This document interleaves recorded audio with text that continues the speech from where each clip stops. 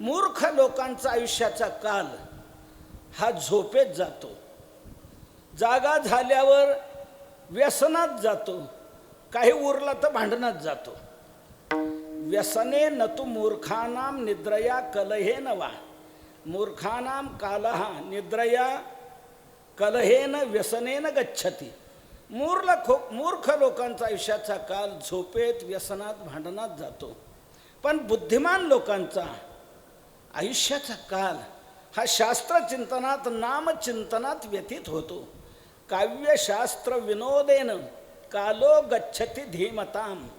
धीमताम कालः काव्यशास्त्र विनोदेन गच्छति. बुद्धिमान लोकांचा आयुष्याचा काल हा शास्त्रचिंतनात, नामचिंतनात, साधनेत व्यतीत होतो. आणि एक लक्षात घ्या, भगवंताच्या मंगळमय नामचिंतनात जो काल व्यतीत झाला तो वाया गेला नाही, तो धन्यतेला प्राप्त झालाय. चिंतने सरे तो धन्य धन्य काळे. चिंतने सरे तो धन्य धन्य काळे.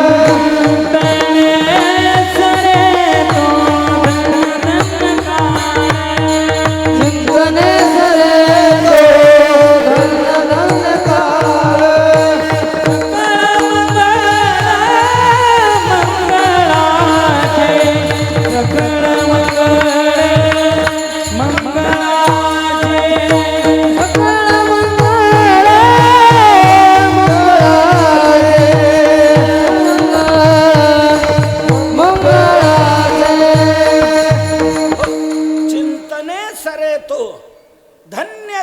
काळ.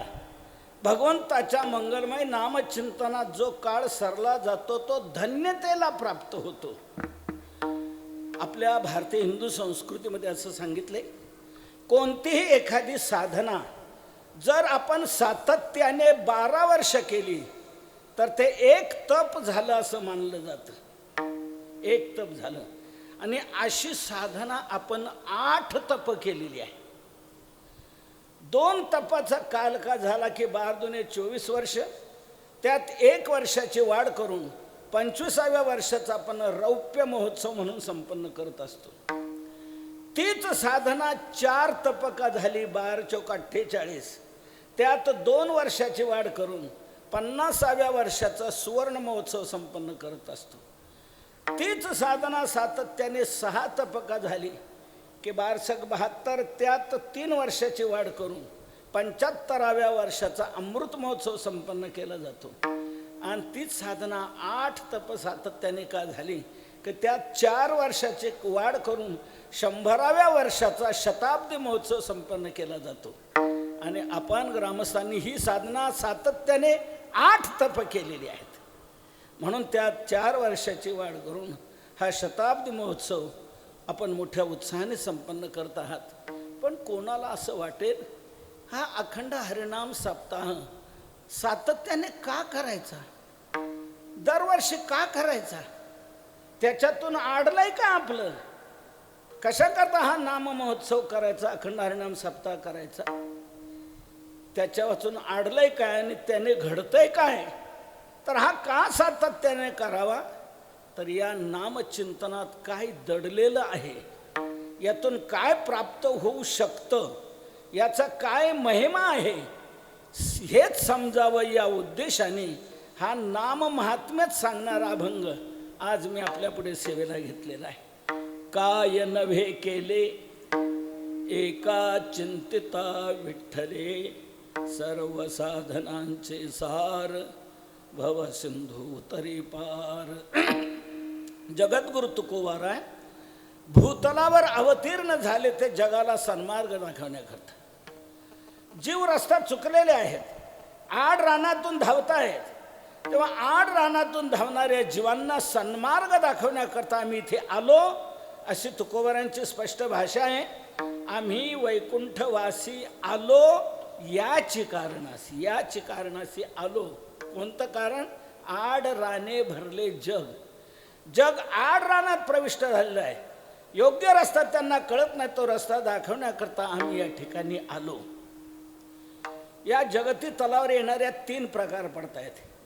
एक वर्ग असा आहे त्याला इथे यावंच लागतं, दुसरा वर्ग असा आहे त्याला इथे आणावं लागतं, आणि तिसरा वर्ग असा आहे की तो स्वतःहून येत असतो.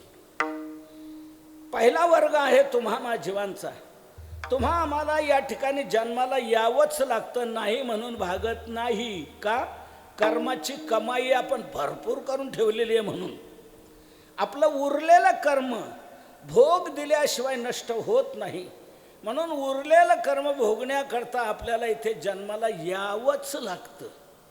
माऊली सांगतायत, अगा कर्मे जै उरावे तै तीही सुखदुःखी फळावे, तया ते भोगावया यावे देहा एका.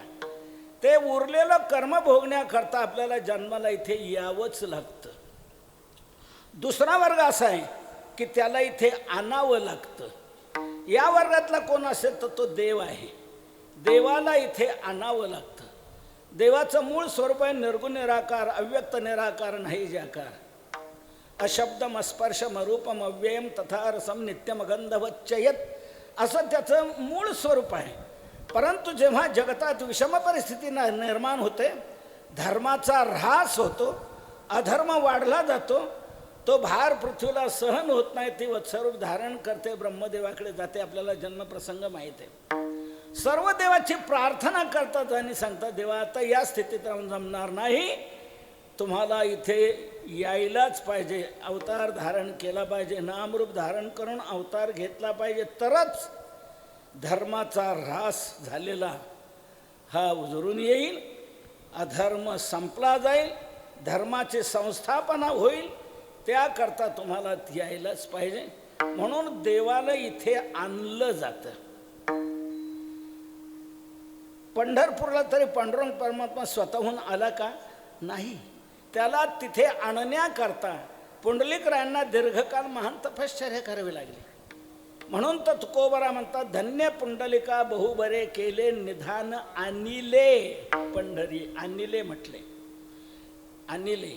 वैकुंठीचा देव आणिला भूतळा, धन्य तो आगळा पुंडलिक. पुंडलिके भक्ते तारेले विश्वजना, वैकुंठीची मूर्ती आणिली पंढरपूर पाटणा. पुंडलिक भक्तराज तेने साधेले काज, वैकुंठीचे निज परब्रह्म आणिले. पुंडलिके थारा देवने आणिले या चोरा, असं कितीतरी प्रमाण देता येते की देवाला इथे आणलेला आहे. आणि तिसरा वर्ग असा आहे की तो स्वतःहून येत असतो. आणि या वर्गातले कोण असतील तर ते संत, ते स्वतःहून या ठिकाणी आलेले आहे.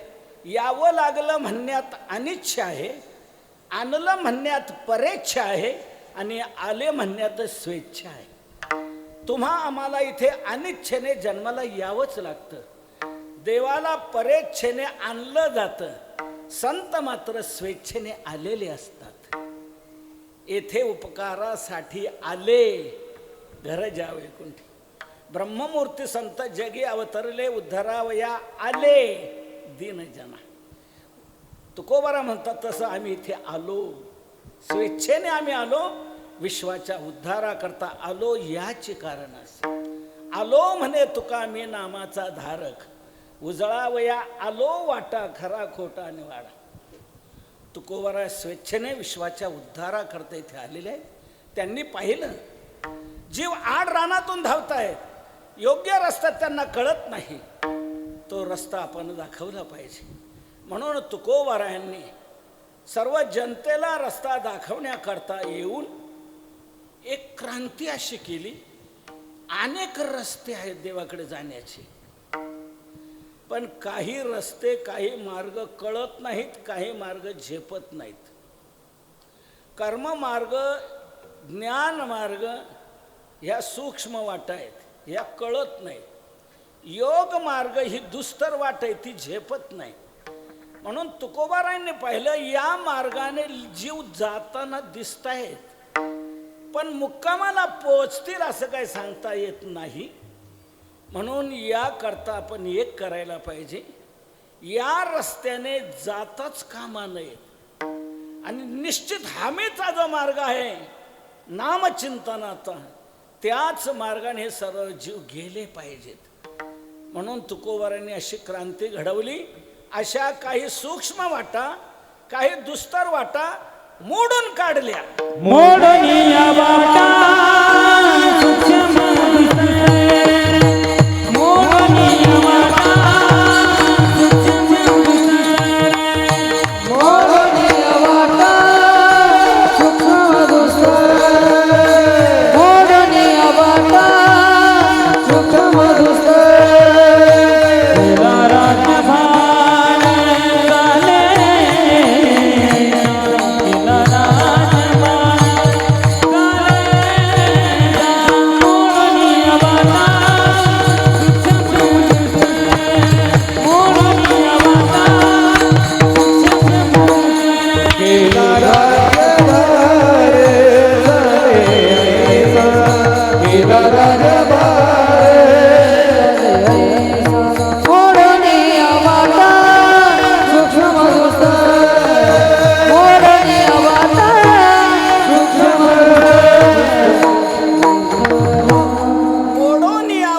सूक्ष्म दुस्तर केला राज्यभार चाले ऐसा. असा मार्ग कोणता एक गावे आम्ही विठोबाचे नाम आणि कापे काम नाही आता मोडून या वाटा.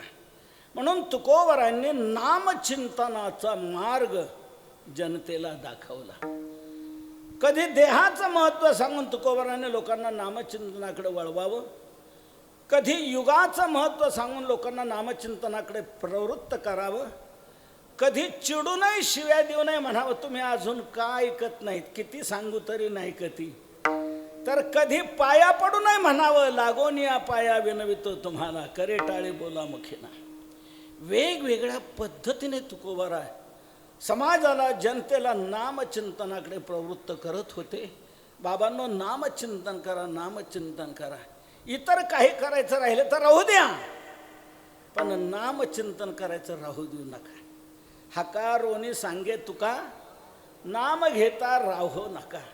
इतर काय करायचं राहिलं तर राहू द्या. समजा बंगला बांधायचा राहिला, राहू द्या, नाही बांधता आला काय बिघडणार आहे त्याने. ज्या माळवदी घरात आजपर्यंत आपण 50 वर्ष राहत आलो त्याचीच डागडुजी करून अजूनही 50 वर्ष राहू शकतो. बंगलाच पाहिजे असं काय नाही, निवाऱ्या करता लागतं घर. तो माळवदी घरातून निवारा मिळू शकतो.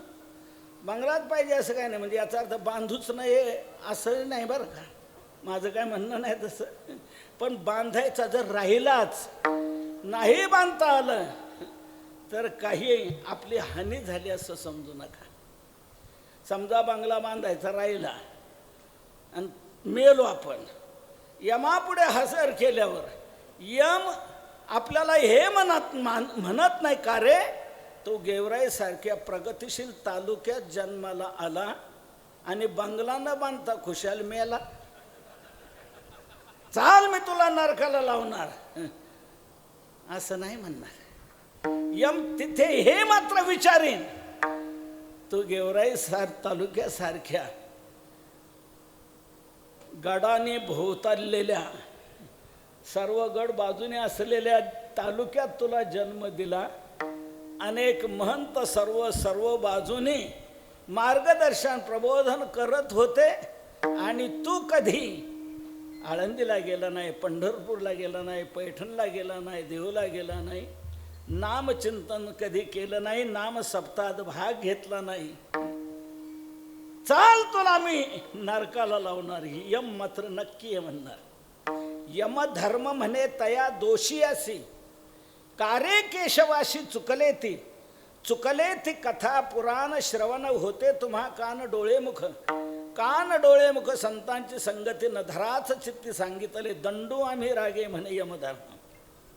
नाम चिंतन करायचं राहून गेलं तर यम मात्र जाब विचारतो. म्हणून इतर काही करायचं राहिलं तर राहू द्या, पण नामचिंतन करायचं राहू देऊ नका.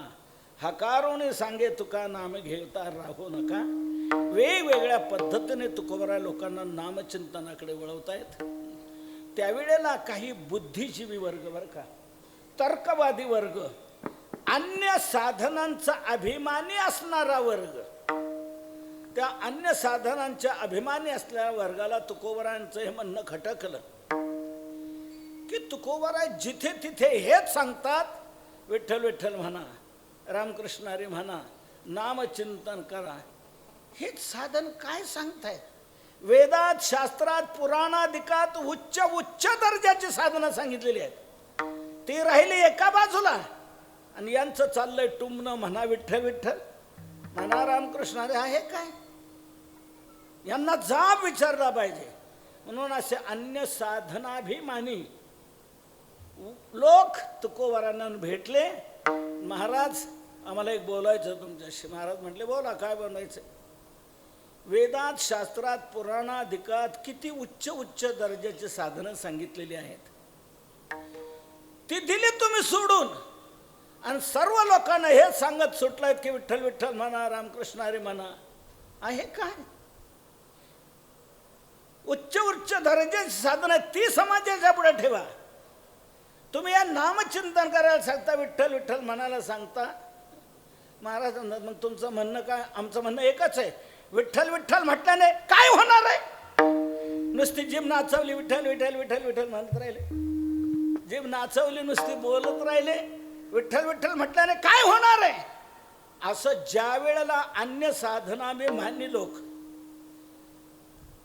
आग्रहपूर्वक उपेक्षेने तुकोबारांना म्हणू लागले की विठ्ठल विठ्ठल म्हटल्याने काय होणार आहे, त्यावेळेला तुकोबारा तितक्याच आवेशात येऊन त्यांना प्रत्युत्तर देतायत.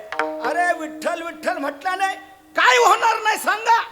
हेच अभंगाच्या काय नो हे केले, काय नो हे केले, काय नो हे केले, काय नो हे केले, काय नो हे केले, काय नो हे केले, काय नो हे केले, काय नो हे केले, काय नवे केले, काय नवे केले, काय नवे केले, काय नवे केले, काय नो हे केले, काय नो हे केले, काय नो हे केले. ओ एका चिंतिता विठ्ठले, एका चिंतिता विठ्ठले, सर्व साधनाचे सारे, सर्व साधनाचे सार. एका चिंतिता विठ्ठले, एका चिंतिता विठ्ठले, सर्व साधनाचे सार, सर्व साधनाचे सार. साधनाचे. काय होणार आहे विठ्ठल विठ्ठल म्हटल्याने? जिथे जिथे तुम्ही लोकांना हे सांगता विठ्ठल विठ्ठल म्हणा, विठ्ठल विठ्ठल म्हणा, काय होणार आहे त्याने? असं ज्या वेळेला आक्षेपयुक्त अन्य साधनाभिमानी लोक तुकोबारांना बोलू लागले, त्यावेळेला तुकोबाराने तितक्याच आवेशात येऊन त्यांना प्रत्युत्तर केलंय. अरे काय होणार नाही सांगा. काय नव्हे केले का चिंतिता विठ्ठले, एका विठ्ठले चिंतिता केले काय नव्हे.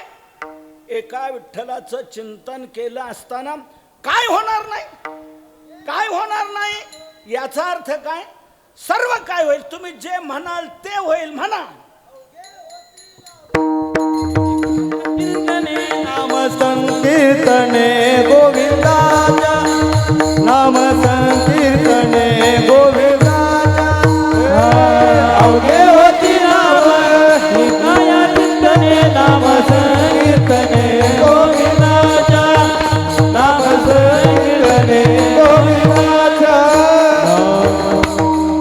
काय होणार आहे? तुकोबारा म्हणतात काय होणार नाही हे सांगा मला. काय होणार नाही त्याने?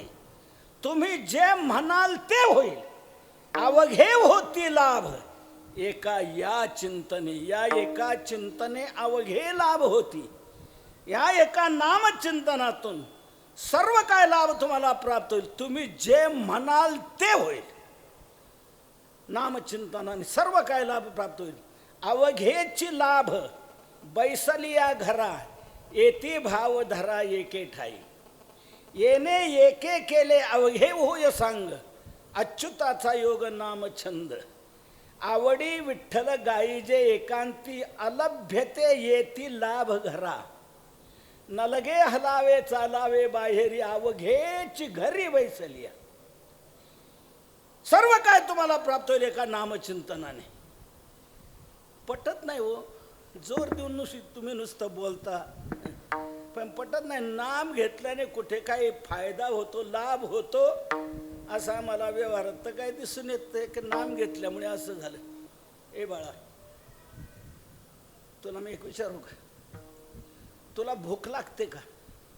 लागते ना. मग भूक लागल्यावर तू तुझ्या आईला म्हणतो की नाही, आई मला भूक लागली, भाकरी वाढ, म्हणतो की नाही? तू म्हटल्यावर आई म्हणू लागली तुला भूक लागली हो, मग असं कर, माळ घे आणि बस इथे, म्हण भाकरी भाकरी भाकरी भाकरी भाकरी भाकरी भाकरी भाकरी म्हणत राहिल्याने पोट भरल का?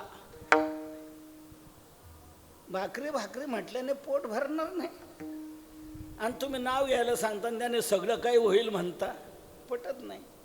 आई तहान लागली ग, तहान लागली ना, मग असं कर ना, घे ना माळ, म्हण पाणी पाणी उदक उदक नीर नीर वाटर वाटर वाटर वाटर म्हटल्याने तहान जाईल का? आणि तुम्ही म्हणता नाव घ्या सर्व काही होईल. नाम घेतल्याने सर्व काय होईल, पटत नाही. बाबा डोकं फार दुखतंय, डोकं दुखतंय असं होय, ठीक आहे, काय हरकत नाही, बस माळ घेन म्हण अनासीन अनासीन अनासीन अनासीन अनासीन अनासीन म्हणत राहिल्याने डोकं दुखायचं राहील का? तुम्ही लोकांना काय फसवताय उगीच. नाम घ्या आणि त्याने सगळं काय होईल म्हणता, नाम घेतल्याने काय लाभ होतो असं आम्हाला तर दिसून येत नाही. मग तुम्ही नाम घ्यायला सांगता, हे कसं काय? तर नाम मी घ्यायला सांगतो आणि नामचिंतनाने सर्व काय होईल म्हणतो. कसं काय? आम्हाला तर व्यवहारात अनुभव दिसत नाही. भाकरी भाकरी म्हटल्याने पोट भरत नाही, पाणी पाणी म्हटल्याने तहान जात नाही. तर याला माझं उत्तर असं आहे, भाकरी भाकरी म्हणण्याने कधीच पोट भरणार नाही. का नाही? त्याचं कारण सांगतो. भाकरी ही जड आहे, जड. भाकरीच्या ठिकाणी स्वसंवेद्यत्वही नाही आणि परवेद्यत्वही नाही. भाकरी स्वतःलाही जाणू शकत नाही की मी भाकरी आहे आणि मला खाल्ल्यानंतर लोकांचं पोट भरत असतं हे भाकरीला माहीत नाही. आणि तसंच दुसऱ्याला भूक लागली आहे आणि तो आपलं नाव घेतो आहे. आपण इथे टोपल्यात 50 पडलो, इथं जाऊन काय करायचं, झाला तो आपलं नाव घेतो ना, निघा चला तिकडं. दुसऱ्याचंही तिला कळत नाही. परवेद्यत्वही नाही, स्वसंवेद्यत्वही नाही. ती स्वतःलाही जाणू शकत नाही आणि दुसऱ्याची भूकही तिला कळू शकत नाही. म्हणून आपण भाकरी भाकरी किती म्हणत राहिल्याने त्याचा उपयोग होणार नाही. पण आम्ही तुम्हाला ज्याचं नाम घ्यायला सांगतो तो जो विठ्ठल आहे तो जड नाही, तो चेतन आहे, सर्वांतर्यामी आहे, सर्व व्यापक आहे. सर्वत्र पाणिपादंतत् सर्वतो क्षिशिरोमुखम सर्वत्र श्रुतिमन लोके सर्व आवृत्य तिष्ठती. सर्वत्र त्याला नाकांडोळे आहेत, सर्व व्यापक आहे. आपण करुणेने भावनेने नुसतं त्याला आळवलं, त्याचं नाव घेतलं तर ती करुण हाक त्याच्या कानावर जाते, त्याच्या हृदयाला जाऊन भिडते आणि तो धावून येतो. आपली हाक की त्याची उडी तिथे पडते. हाके सरसी उडी, आके सरसी उडी, आके सरसी उडी, आके सरसी उडी, गालुनिया ससपोडी, गालुनिया ससपोडी, गालुनिया ससपोडी, गालुनिया ससपोडी, गालुनिया ससपोडी, गालुनिया ससपोडी. हाके सरसी उडी घालून या स्तंभ फोडी. ऐसे कृपावंत कोण? माझ्या विठाई वाचून करिता आठव धावून या घाली कव. ऐसे कृपावंत कोण? माझ्या विठाई वाचून. करुणेने त्याला आळवलं किती हाक त्याच्या कानावर जाते आणि तो धावून येतो. हाक त्याचं नाम त्याच्या हृदयाला जाऊन भिडतं. पटत नाही, कळत नाही, लक्षात दिसत नाही. सांगतो आपल्याला. एक त्या बिरबल बादशहाच्या पुस्तकात एक गोष्ट आलेली आहे. मी आपल्या ती लक्षात आणून देतो. फार मार्मिक आहे ती. इकडे फिट बसू शकते, आपल्या सिद्धांताला पोषक अशी ती आहे. मी आपल्या लक्षात आणून देतो. त्या बादशहाचं काय डोकं फिरलं कोणास ठाऊक एकदा, आणि तो एका सेवकाला म्हणाला, अरे जाओ उस बिरबल को बुलाओ, जाओ जल्दी जाओ, बिरबल को बुलाओ. त्या बादशहाच्या पदरी 150 पंडित होते, बुद्धिमान पंडित होते, पण कोणी दिलेलं उत्तर बादशहाला पटायचं नाही. पण बिरबलाने उत्तर दिलं का बादशाला पटायचं, की शांतच व्हायचं, प्रसन्न व्हायचं. म्हणून तो म्हणाला, जाओ बिरबल को बुलाओ. तो सेवक गेला, बिरबल जी आपको बुलाया है साहब ने. क्यों? क्या पता हमें, आपको बुलाया है. अच्छा ठीक है, कह दो मैं पूजा पाठ करने के बाद आता हूं. माझी पूजा वगैरे झाली का मी येतो सांग. तो सेवक घेऊन गेला, सांगितलं असं होय, पूजा करून येतोय. हो ठीक. बिरबलाची पूजा आटोपली. बादशाहने बोलवले, चला गेलं पाहिजे. बिरबल आला, सरकार मैं आया हूं. बिरबल तू आया, आओ आओ बैठ, इधर बैठ. क्यों बुलाया? अरे इसलिए बुलाया, मैं जब नगर में घूमता था उसी समय आपके नगर में आप हिंदू लोगों के जो जो मंदिरें हैं उस मंदिरों में कथा चल रही थी, कीर्तन चल रहा था. और कथा कीर्तन में आपके कथाकार कीर्तनकार कहते थे, राम राम कहो, विठ्ठल विठ्ठल कहो, कृष्ण कृष्ण कहो, ऐसा पुकारते थे. क्यों रे? राम राम राम राम राम राम कहने से क्या होगा रे? विठ्ठल विठ्ठल कहने से क्या होगा? नाम लेने से कभी कुछ होता ही क्या? शक्कर शक्कर कहने से मुंह कभी मीठा होता ही क्या? तो राम राम कहने से क्या होगा रे? पगले कहाँ के? राम राम में है ये क्या? 2 तो अक्षर है, रर्रा कर रहा और मम्मा कम्मा, ये तो 2 अक्षर है, इसे क्या होगा रे? राम राम राम राम कहो कहते हैं, पगले बेवकूफ कहाँ के? नाम लेने से कभी कुछ होता ही क्या? क्यों लोगों का समय तुम बिताते हैं? बोल मूर्ख कहाँ के? असं म्हटल्यानंतर बिरबलाला राहुलं नाही. बिरबलाला चीड आली. विचार करतोय काय उत्तर द्या. अरे बोल, क्यों चुप बैठा है? राम राम राम राम कहने से क्या होगा रे? पगले कहाँ के? लोगों का समय क्यों लेते हैं तुम? क्या होगा रे? नाम लेने से कभी कुछ होता है क्या? राम राम है क्या? रर्रा करा मम्मा कमायो, ये तो 2 अक्षर है, इससे क्या होगा रे? बेवकूफ. पुन्हा म्हटल्यानंतर मग मात्र बिरबलाला अनावर झालं. आम्हाला बेवकूफ म्हणतो, मूर्ख म्हणतो, पगले म्हणतो. बोल. राहिला राहिला लगेच उत्तर दिलं, सरकार आप गधे आहे, गधे. बादशहाला काय म्हटलं बिरबल? आप गधे आहे, गधे. गधे आहे म्हटल्याबरोबर तो बादशाह घुसळून उठला. मुझे गद्दा कहता है, मुझे गद्दा कहता है. सरकार आपको ही मैंने गद्दा कहा, लेकिन गद्दा कहने से क्या हो गया? बोलो क्या हो गया? गद्दा में है क्या? 2 तो अक्षर है, गग्गा का गा और धद्दा का धा. ये तो 2 अक्षर है, इससे क्या हो गया? अरे क्या हो गया? मुझे गद्दा कहा ना तुमने, आपको ही मैंने गद्दा कहा, लेकिन गद्दा कहने से क्या हो गया? बोलो. आपको गधे वैसा पूछा गया क्या? क्या हो गया? अरे मुझे गद्दा कहा ना नहीं, आपको ही मैंने गद्दा कहा, लेकिन गद्दा कहने से आपको गधे वैसे 4 पांव आ गए क्या? अरे भाई कुछ नहीं, तो फिर क्या? अरे मुझे गद्दा कहा ना नहीं, आपको ही मैंने गद्दा कहा, लेकिन गद्दा कहने से आपके कान लंबे हो गए क्या गधे वैसे? अरे वैसा कुछ नहीं हुआ, लेकिन मुझे गद्दा का आना तुमने, इसलिए मुझे गुस्सा आ गया.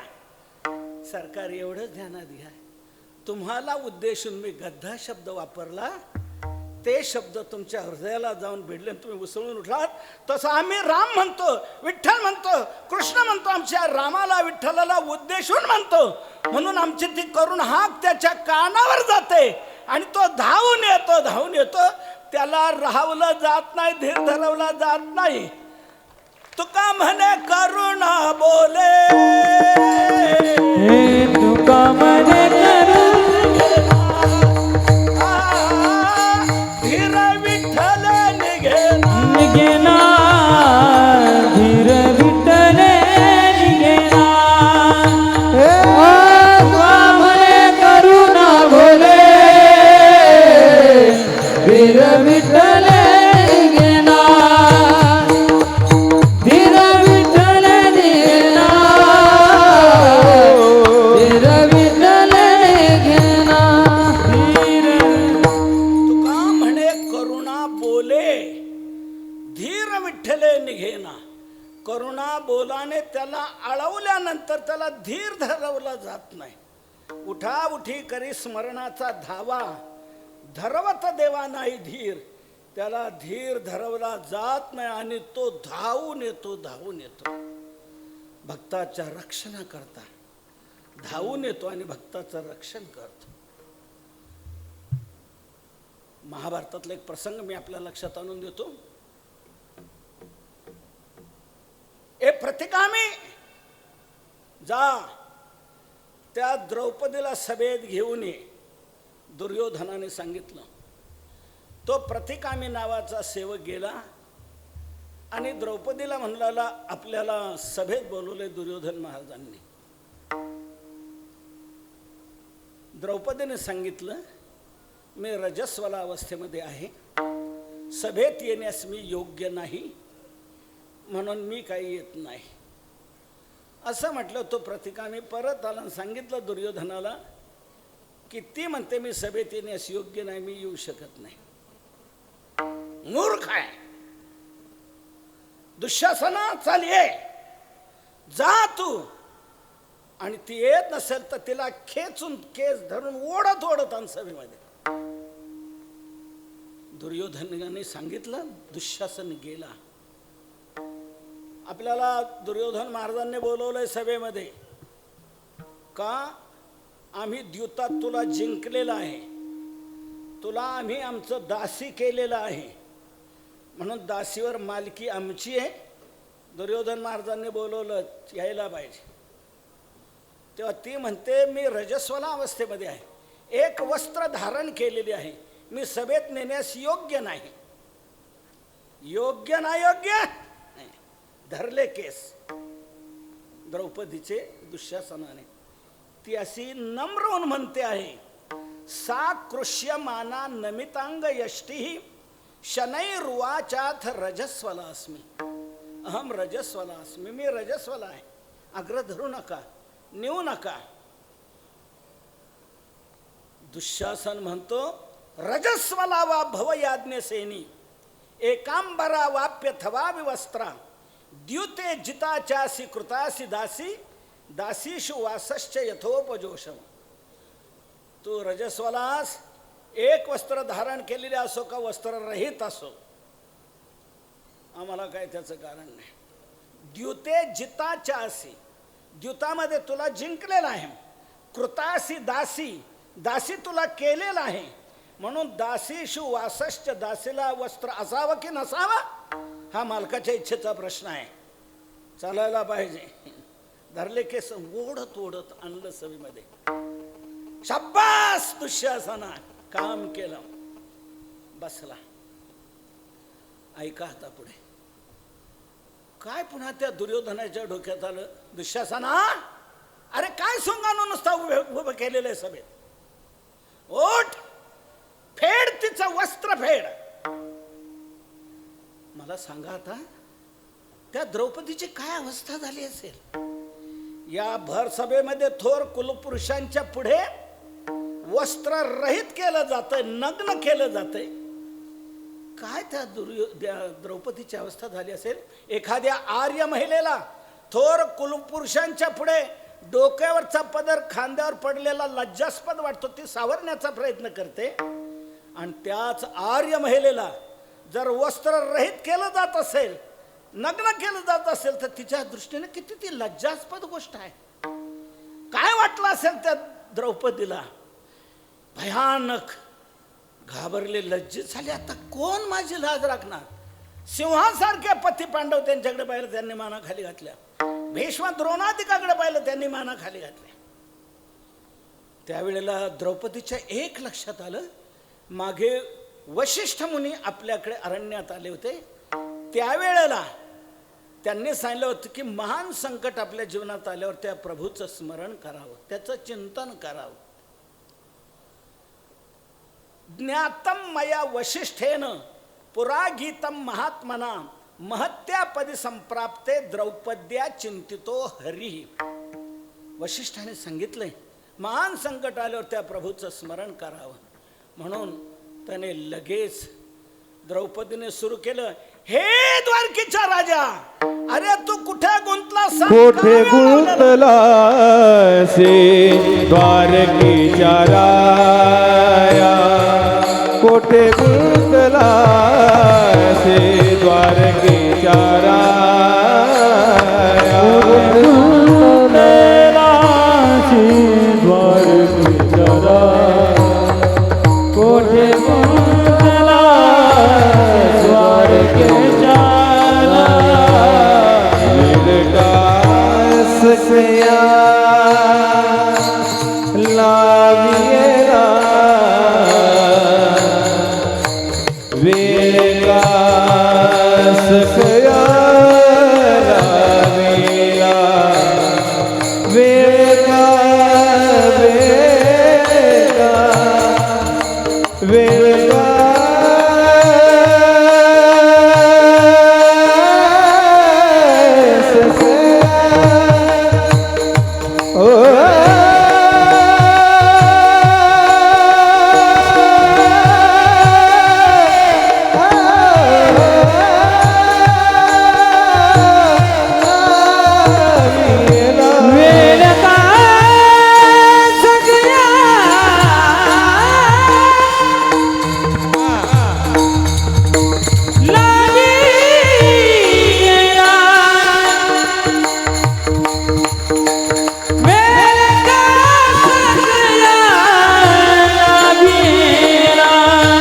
दीनानाथ दीन सांभाळ्या हो दीनानाथ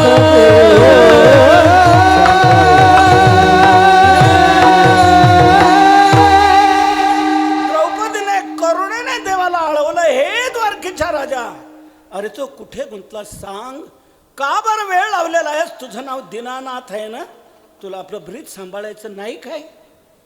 ती करुण हाक द्रौपदीची भगवंताच्या कानावर गेली, हृदयाला जाऊन भेटली. भगवान तात्काळ उठले, गरुडा चाल आपल्याला जायचंय. गरुडे लगेच सरसावला. भगवान गरुडावर आरूढ झाले, निघाले. भगवान म्हणतात, अरे गरुडा, या फर्स्ट सेकंडने कधी जाऊन पोहोचणार. जरा टाप गेअर टाक. गरुड म्हणला, केव्हाच मी डबल टाप टाकलेला आहे. पण तोही वेग भगवंताला कमी वाटू लागला गरुडाचा. शेवटी भगवंताने गरुडाला माग टाकलं आणि त्याच्यापेक्षा अधिक वेगाने गेले. आणि भर सभेमध्ये द्रौपदीची लाज राखलेला. मला एक सांगा, अतिशय महत्वाचं मी आपल्याला बोलतो. दुर्योधनाने सांगितलं, दुःशासना उठ.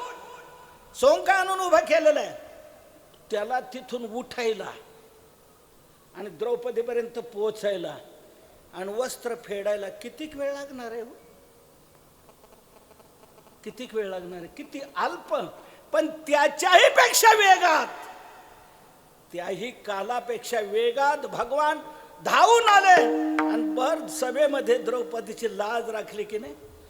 कौरवी पंचाळी सभी माझी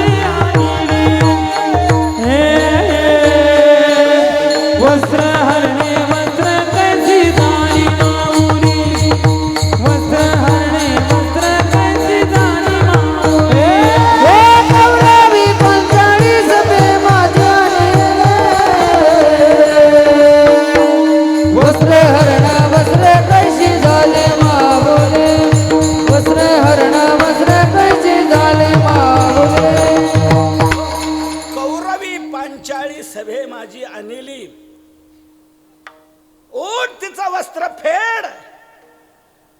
दुःशासन उठलाय, द्रौपदी जवळ गेलाय, वस्त्राला हात लावला, खेचतोय. तितक्यात भगवान अतिशय वायुवेगापेक्षा अधिक वेगाने आले आणि द्रौपदीची लाज राखली. वस्त्र हरणे वस्त्रे कैशी झाली माऊली. भगवंताने साड्या पुरवल्या नाहीत बरं का. भगवंत कितीही साड्या पुरवू शकले असते. एखादा खेड्यातला फडतूस दुकानदार गिरायकाच्या पुढे 100-200 साड्या टाकू शकतो. हा तर मोठा स्टॉकिस्ट आहे. याने किती साड्या टाकल्या असत्या, पण देवाने विचार केला, जो मूर्ख फेडायला लागलेला आहे तो निसू देईल का. मग वस्त्राच्या घड्या टाकून उपयोग काय होणार आहे. तिथे तर लाज जाणारच आहे. घड्या टाकून उपयोग आहे. तो केव्हा नेसू देणार आहे. ही नेसणार मग लाज राखणार आहे. म्हणून साड्या पुरवून उपयोग होणार नाही. आपल्याला नेसलेली साडी बनलं पाहिजे. भगवान नेसलेली साडी बन. याने धरला पदर, खेचला. तो खेचतोय ना, तर आज दुसरी साडी तयार नेसलेली, ती फेडली. आज तिसरी तयार, ती फेडली, चौथी तयार. किती साड्या फेडल्या माहित आहे. मी एका थोर संतांच्या मुखातून ऐकले, 999 साड्या त्यांनी फेडल्या. 999. असा ढीग लागला मोठा मोठा, मंडपाच्या बाहेर लांब एवढा मोठा. आणि त्या प्रत्येक साडीवर चित्रीकरण होतं. चित्रीकरण होतं या कौरवांचा विनाश कोणत्या कोणत्या पद्धतीने होणार आहे. हे आततायी आहेत, दुष्ट आहेत. या कौरवांचा सर्वात मोठा अन्याय जर कोणता असेल तर द्रौपदीचं वस्त्रहरण सर्वात मोठा अन्याय आहे. भीम यांचा कसा चेंदा मेंदा करणार आहे, कसं यांना संपवणार आहे, या सर्वाचं चित्रीकरण त्या साड्यांवर होतं. भगवंताने एका क्षणात लाज राखली की नाही. भरी सभा मो लज्जा राखी, दीनानाथ सवाई रेख. सुरदाजींचा बिगरी म्हणून एक अभंग आहे. बिगरी किने बनाय नाथ मोहे, बिगरी किने बनाय. भरी सभा मो लज्जा राखी. भर सभेमध्ये भगवंताने द्रौपदीची लाज राखली. 45 गांजिता वैरी, वस्त्रे आपण झाला हरी. भगवान वस्त्र बनले. भागवतात एक अतिशय गोड ओवी आहे नाथ महाराजांची. द्रौपदीशी देता वस्त्र घडी, नेसता दिसेल ते उघडी. या लागी लवड सवडी, नेसती लुगडी सोये झालो. भगवान म्हणतात, द्रौपदीच्या हातात वस्त्राची घडी दिली तर ती नेसताना उघडी दिसेल. मग साडी देऊन उपयोग काय होणार. मग काय केलं तुम्ही देवा. देव म्हणतात, या लागी लवड सवडी, नेसती लुगडी सोये झालो. नेसलेली साडी मी स्वतः बनलो. भगवान नेसलेली साडी बनले. काय केलं द्रौपदीने. फक्त करुणेने आळवलं, त्याला हाक मारली. ती करुणाक भगवंताच्या कानावर गेली आणि भगवान धावून आले आणि रक्षण केलं. अनेक भक्तांनी असा धावा त्याचा केला. चिंतन केलं की तो धावून येतो आणि रक्षण करतो. कनवाळू कृपाळू भक्ता लागी मोही, गजेंद्राचा धुवा धावा तुवा केला विठाय. उपमन्या कारणे कैशी धावसी लवलाई. अनेक भक्तांकरता भगवान धावून आले आणि भक्तांचं रक्षण केलेलं आहे. आणि तुम्ही म्हणता नाव घेतल्याने काय होणार आहे. तुकोबारा म्हणतात, काय होणार नाही सांगा. काय नव्हे केले एका चिंतिता विठ्ठले. तुम्ही जे म्हणाल ते होईल. तुम्ही जे म्हणाल ते होईल. एक माफ करा, मी एक आपल्याला सांगतो. तुम्ही एक कागद घ्या, पेन घ्या आणि तुम्ही एक यादी तयार करा. कसली. नामचिंतनाने हे मिळेल का. जे मिळावं वाटत असेल तुम्हाला ते नामचिंतनाने हे मिळेल का अशी एक यादी तयार करा. मी त्याला प्रमाण देईल की नामचिंतनाने ते होईल. तुम्ही जे म्हणाल ते होईल. मी त्याला प्रमाण देईल. पाठ नसलं तर गाथ्यातून काढून देईल किंवा कोणाला विचारा आमच्या गुरुबंधूंचे. तुम्ही जे म्हणाल ते नामचिंतनाने होणार आहे. सर्व काय. एखाद्या वस्तूमध्ये अनेक फल देण्याचं सामर्थ्य असू शकतं. वस्तू शक्ती सामर्थ्य शक्तीचा कोणी बाद करू शकत नाही. ज्ञानोबाराने ज्ञानेश्वरीच्या पहिल्याच अध्यायाच्या पहिल्याच नमनामध्ये म्हटलेलं आहे एथ वस्तू सामर्थ्य शक्ती नवल काही. वस्तूचं सामर्थ्य आहे, आश्चर्य करण्यासारखं काय. ज्ञानोबा म्हणतात एखाद्या मुक्याला सरस्वती प्रसन्न व्हावी आणि तो मुकार राहावा. पटतंय का तुम्हाला? मुक्याला सरस्वती प्रसन्न झाली, प्राप्त झाली आणि तो मुकार राहिला. तो जर मुकार राहिला तर ही सरस्वती नाही, आणि ही जर सरस्वती असेल तर तो मुकार राहणार नाही. जरी प्रगटे सिद्ध सरस्वती तरी मुकया अथी भारती. एथ वस्तू सामर्थ्य शक्ती नवल काय. तसं नामचिंतनाचं सामर्थ्य आहे, शक्ती आहे, सर्व काही फल प्राप्त करून देण्याचं. काय होणार नाही. मी एक छोटंसं उदाहरण सांगतो मार्मिक, म्हणजे याच्यावरून तुम्ही सिद्धांत लक्षात घ्या. ही एकच वीज आहे. वीज ही एकच वीज आपल्याला किती अंगाने उपयोगाला येते हो. कितीतरी अंगाने येते की नाही उपयोगाला. मला सांगा, आता दिवस आहे का रात्र आहे? रात्र आहे ना. रात्रीला उजेड असतो का अंधार असतो? अंधार असतो. मग इथे काय आहे? उजेड आहे. हा उजेड कोणी दिला आपल्याला? कोणी दिला? विजेने दिला की नाही उजेड? माझा आवाज मंडपाच्या बाहेर निवांत मस्त बसलेल्या लोकांच्या कानावर ऐकायला जातोय. हा तिथपर्यंत आवाज कोणी पोचवला? विजेनेच की नाही. गरम होते व फार. जरा हवा पंखा, उदाहरणातलं सांगतोय, पंखा कोणी आणू नका, मी उदाहरणातलं सांगतोय. जरा पंखा चालू करता का? हवा कोणी दिली?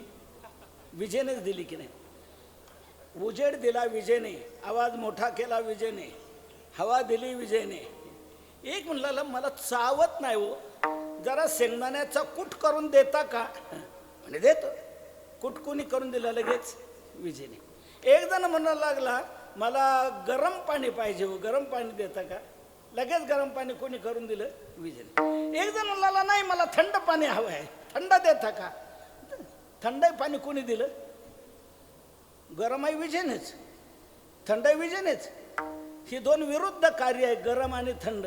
पण दोन्ही विरुद्ध कार्य एकच वीज करते की नाही. हे मी तासभर सांगत बसेल आपल्याला. एकच वीज आपल्याला किती अंगाने उपयोगाला येते. ही एक भौतिक जड आहे, पण भगवंताचं नाम ही आध्यात्मिक शक्ती आहे, चैतन्य शक्ती आहे. ती काय देऊ शकणार नाही. तुका म्हणे नाम चैतन्य हे निजधाम. काय देऊ शकणार नाही. ती आध्यात्मिक शक्ती आहे, सर्व काय देऊ शकते. तुम्ही अधिकार मी सांगितलं. मी एक 5-10 नमुने तुम्हाला सांगतो, म्हणजे झटकन तुमच्या लक्षात बसेल. काय होणार नाही. नामचिंतन सर्व काही कसं देतं. मी आपल्याला एक 5-10 नमुने सांगतो. एक जण म्हणला नामचिंतनाने हे होईल का? इथून सुरुवात करू. इथून का? हे झालं तर सगळं सुचतंय. हे जर झालं नाही तर काही सुचत नाही. भूका भजनानं होई गोपाला लेलो आपली कंठी माला.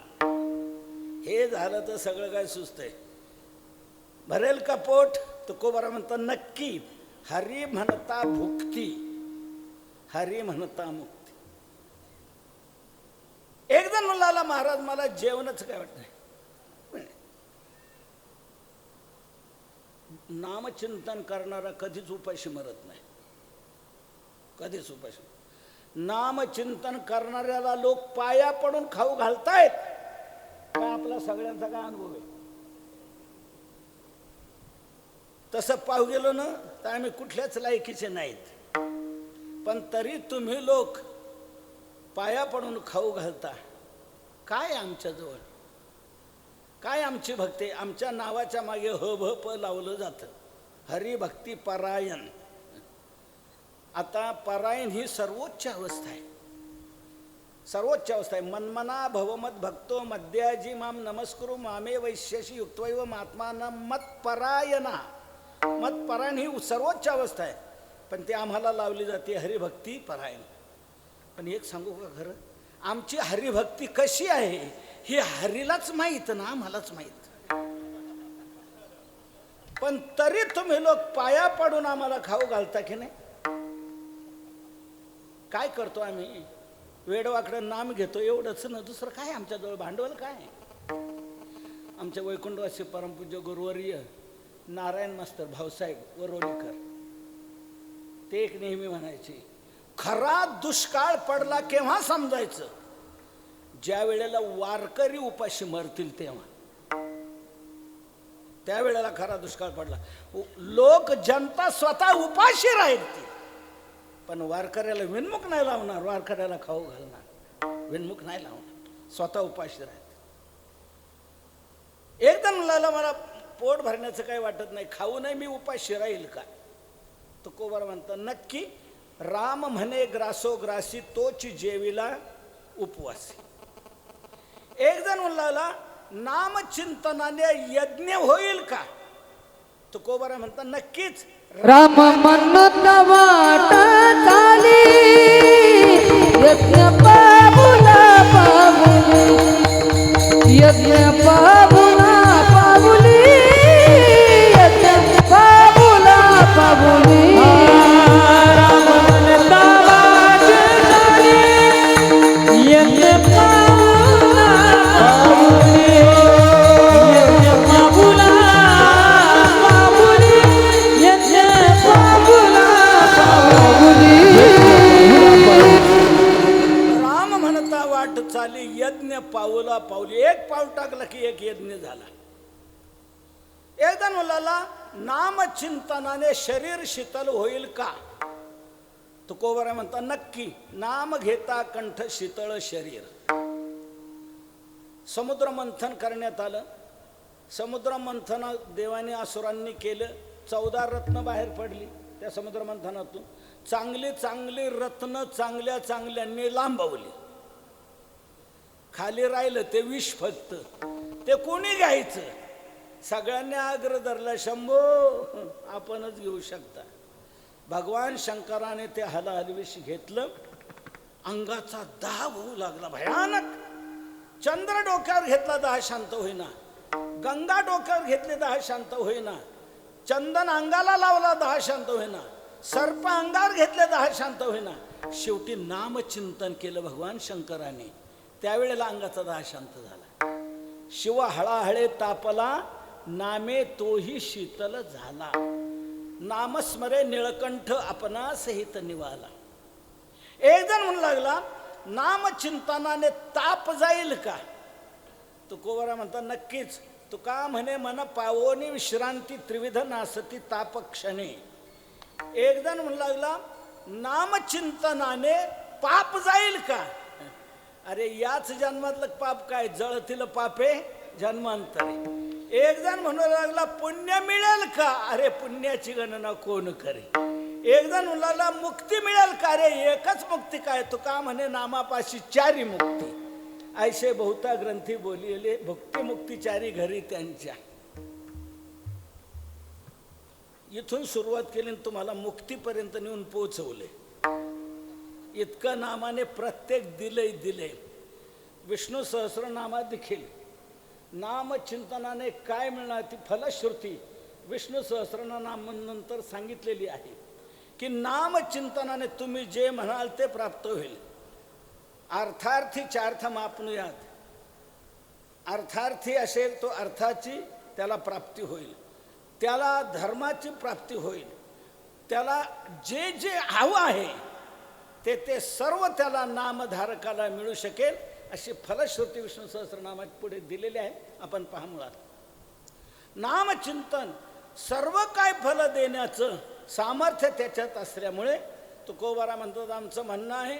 तुम्ही म्हणता नामचिंतनाने काय होईल, तर आमचं म्हणणं आहे काय होणार नाही तेवढं सांगा. तुम्ही जे म्हणाल ते होणार आहे. काय नव्हे केले एका चिंतिता विठ्ठले. असं तुकोबारांनी बोलल्यानंतर ते म्हणले महाराज मग नामचिंतनाने जर सगळं होणार आहे तर मग इतर साधना शास्त्रात वेदात पुराणात सांगितली तरी कशा करता. तुकोबारा म्हणतात कशा करता सांगितली. सांगू आता तुमच्या प्रश्नाला उत्तर देऊ.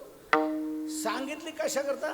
तुमच्या सारख्या अविश्वासी लोकांकरता, ज्यांचा नामावर विश्वास नाही, असे जे अविश्वासी लोक आहेत त्यांच्याकरता वेदात शास्त्रात पुराणादिकात सर्व साधनं सांगितलेले, दाबादाबी कोंडाकोंडी काय करायची ते करा, तुम्हाला काय करायचं असेल. आम्ही पाहिली पुराणे धांडोळीली दर्शने, वेदाचा तो अमासीचं ठावा. आम्हाला माहिती आहे वेद शास्त्र पुराणे आम्ही पाहिलेली आहे, तुम्ही फक्त पोथ्या वागवाव्यात, आम्हाला त्याचा अर्थ कळतो आहे. सर्व साधना सांगितली कशाकरता? ज्यांचा नामावर विश्वास नाही त्यांच्याकरता इतर साधनं सगळी सांगितलेली आहेत. नामचिंतन असं साधन आहे की जेवढे म्हणून वेदात शास्त्रात पुराणादिकात साधनं सांगितलेली आहेत त्या सर्व साधनांचं सारभूत साधन जर कोणतं असेल तर ते एक भगवंताचं नाम आहे. हेच तुकोबारा अभंगाच्या सर्व साधनाचे सार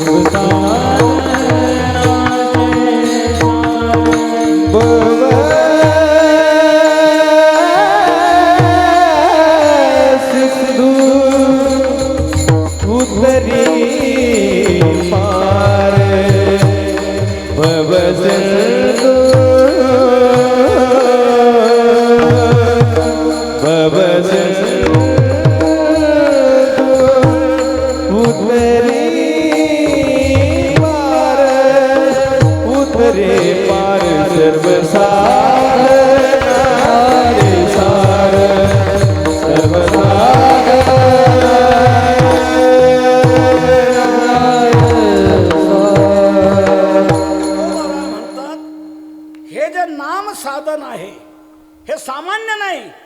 जेवढे म्हणून वेदात शास्त्रात पुराणादिकात साधनं सांगितलेली आहेत त्या सर्व साधनांचं सारभूत साधन म्हणजे भगवंताचं नाम आहे. सर्व साधनांचे सार, नाम साराचेही सार. शरणागत यमकिंकर सार सार सार विठोबा नाम तुझे सार. कोणतंही साधन नामाच्या तुलनेला येऊ शकत नाही. सर्व साधनांचं सारभूत साधन भगवंताचं नाम आहे. आपल्याला एक माहिती आहे, दही आहे. दही आपण त्या दह्याचं घुसळण करतो की नाही? दह्याचं घुसळण केल्यानंतर त्याच्यातून काय निघतं? लोणी निघतं. लोणी हे दह्यातलं काय झालं? सार झालं. आणि लोणी काढल्यानंतर खाली काय राहतं? ताक. ताक कसं आहे? असार आहे. लोणी हे त्या दह्यातलं सार आहे, ताक हे असार आहे. ताकात काहीच नाही. काहीच नाही म्हणजे काहीच नाही. ताक म्हणजे काय? सोप्या भाषेत सांगू का? ज्याच्यात काहीच ताकद राहिलेली नसते त्याचं नाव ताक. भाताचं शितही ज्याला पचत नसेल त्याला जगण्याकरता आधार म्हणून डॉक्टर म्हणतात ताक घेत जा, कसं तरी 2 दिवस ढकलशील. लोणी हे त्यातलं सार आहे. तसं सर्व साधनांचं मंथन केलं संतांनी. असाच मोठा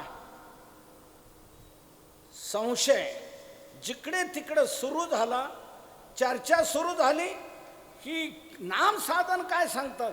वेदात शास्त्रात पुराणात काय काय साधनं सांगितलेली आहे ती सोडून दिली. नाम साधन सार सांगता, सर्वश्रेष्ठ सांगता. चर्चा झाल्यानंतर सर्वांचं संमेलन घेण्यात आलं आणि सर्व संतांनी या शंकेचं समाधान करण्याकरता एकांतात अधिवेशन घेतलं. सर्व संत एकांतात गेले. वेदातून, शास्त्रातून, पुराणादिकातून सर्व साधनाची यादी काढली. त्याचा तपशीलवार एक तक्ता तयार केला. हे कोण करू शकतं, याला बंधनं काय, याच्यातून लाभ काय, हे नाही घेतलं तर हानी काय, सर्व बाजूने त्या सर्व साधनांचा परामर्श घेतला. ज्ञानदृष्टीने सर्व अवलोकन केलं आणि सर्वात शेवटी सर्व संतांनी मिळून एकमय सार जर कोणता असेल तर ते नाम आहे हे घोषित केलं.